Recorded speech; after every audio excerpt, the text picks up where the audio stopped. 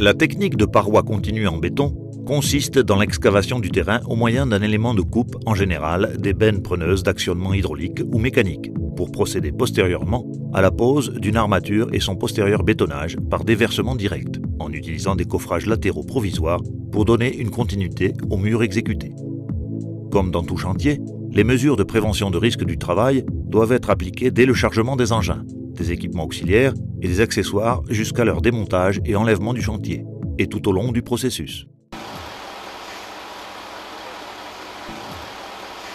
Les engins sont chargés dans une remorque spéciale et les manœuvres sont dirigées par un ouvrier qui se tiendra à la distance de sécurité et évitera des risques inutiles.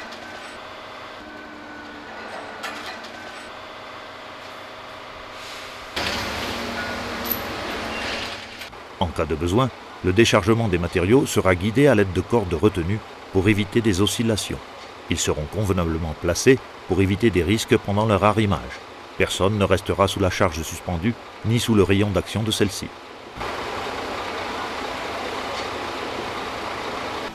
Les plateformes seront fermes, résistantes, horizontales, libres d'obstacles au sol et aériens.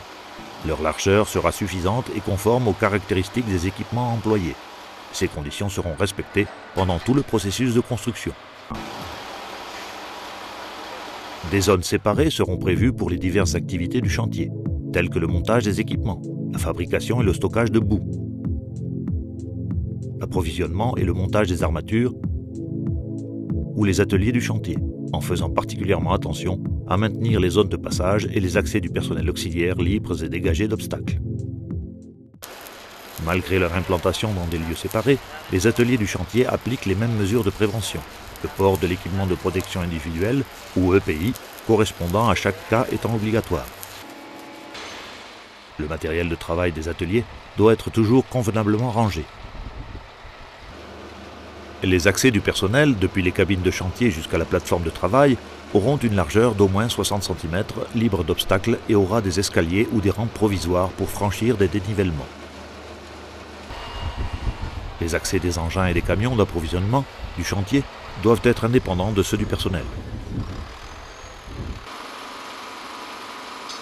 Les murettes guides sont un élément auxiliaire pour la construction de parois continues, dont la finalité est l'implantation de celles-ci et le guidage des outils d'excavation. Les zones de chantier comprenant des talus ou des fossés à risque de chute seront balisées et signalisées.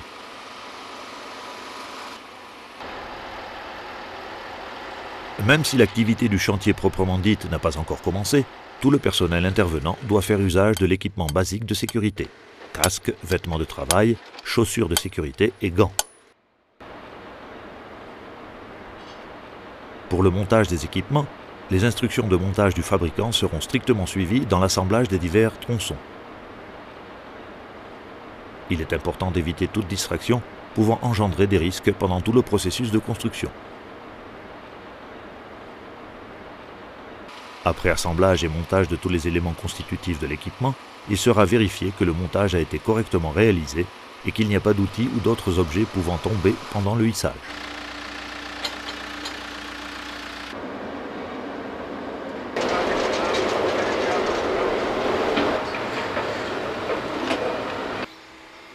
Le déplacement de la machine pendant l'exécution des travaux sera effectué en s'assurant que l'assistant soit situé à l'intérieur du champ de vision du conducteur et en veillant à ce que les chenilles n'entrent pas dans des surfaces non aptes à leur roulement, qui peuvent mettre en cause la stabilité de l'engin.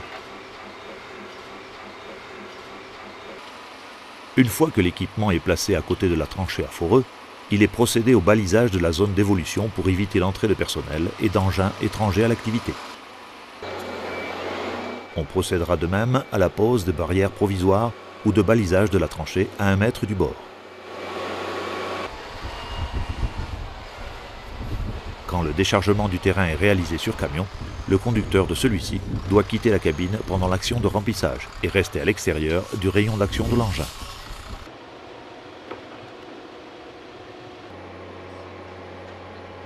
Si un arrêt quelconque a lieu au cours des fouilles, la tranchée sera protégée au moyen de plateformes Tramex pour éviter des chutes. L'entourage sera convenablement nettoyé de restes de boue ou d'autres matériels pouvant causer des glissades ou des chutes.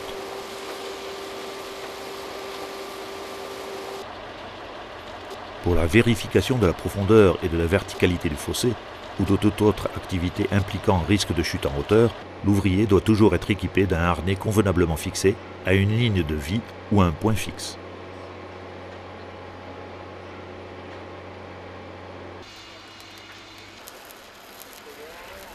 On vérifiera sur toute la longueur de l'armature l'absence de barres ou de cadres détachés pouvant tomber pendant le hissage ou la pose.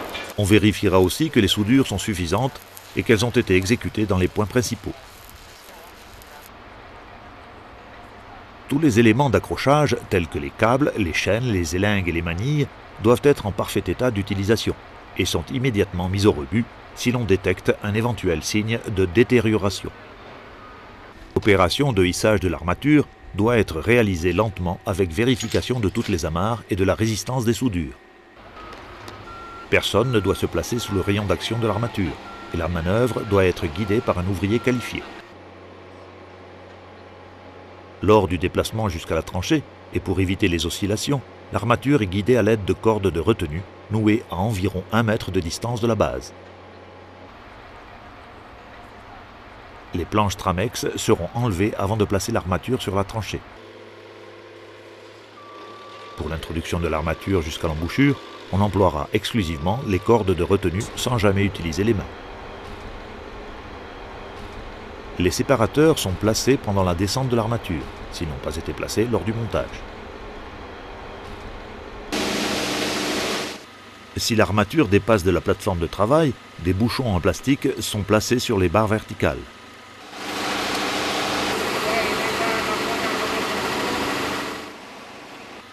Si au contraire elle reste en dessous, la tranchée est de nouveau couverte par les plateformes Tramex. Les mêmes recommandations sont suivies pour la pose des joints que dans le cas de la pose des armatures, en tenant compte que les 2 treuils de la grue sont utilisés pour le hissage et la pose de ceux-ci.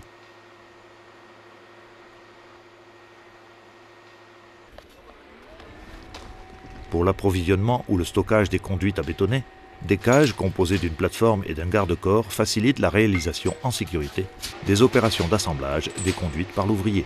Si le conteneur ne dispose pas de la plateforme et du garde-corps cités, l'ouvrier utilisera un harnais de sécurité pour s'attacher. On utilisera la fourche d'appui pour le montage des conduites dans le panneau.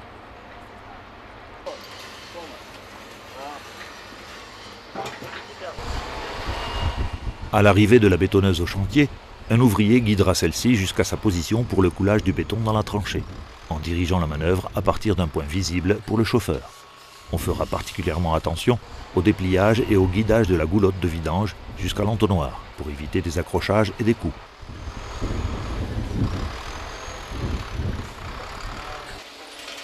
Pendant l'opération de coulage, l'ouvrier utilisera des lunettes anti-projection pour se protéger des éclaboussures du coulis de béton.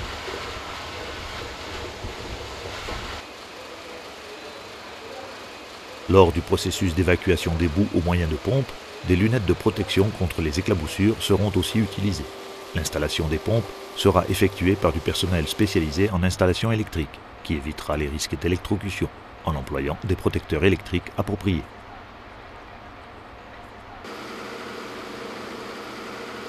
L'extraction des joints sera effectuée à l'aide d'un vérin hydraulique dès le début de prise du béton. Pour éviter la possibilité de renversement de la grue, celle-ci ne sera utilisée que quand le joint sera suffisamment libéré du béton.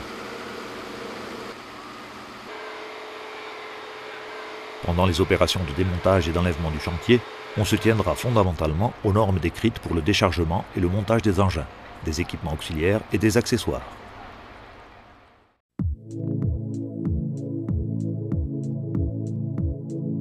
Appliquer les normes de sécurité depuis le chargement du matériel jusqu'au démontage et l'enlèvement du chantier, en passant par tout le processus. Utiliser un harnais si l'on est près d'une tranchée ouverte et toutes les fois qu'il y a un risque de chute en hauteur. Guider l'armature avec des cordes de retenue. Couvrir et clôturer les trous comportant un risque de chute. Rester à l'intérieur du champ de vision du conducteur. Ne pas rester à l'intérieur de la zone d'évolution de l'engin. Ne pas se placer sous les charges en suspension.